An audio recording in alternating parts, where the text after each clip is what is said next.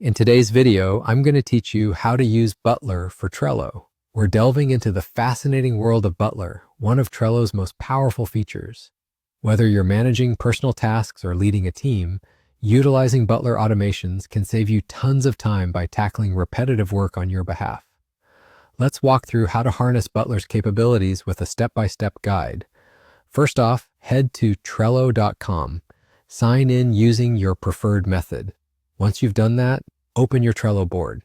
At the top, you'll spot the Automation button. Go ahead and click it. You'll find yourself in the midst of rules, buttons, and automations galore. For today, we'll concentrate on rules. Think of these rules as simple if this, then that statements. They allow you to set parameters for specific actions to take place automatically. As you might imagine, these are incredibly useful for tasks or workflows that are on repeat. So let's move forward and click on the Rules option. Now it's time to add a trigger. Click the plus Add Trigger button where you'll be presented with a host of trigger options.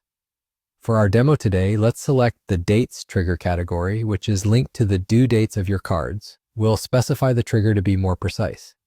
For this, set the condition to trigger when the due date is marked as complete. Set it up so that this action can be performed by anyone. This means the rule will activate regardless of which team member marks the task as complete. Next, let's add an action.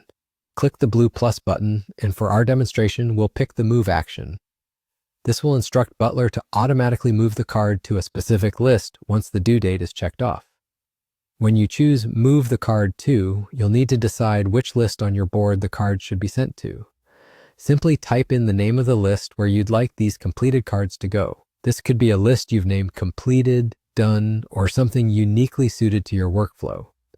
Now that you've determined both your trigger and action, there's one final step to seal the deal on your automation.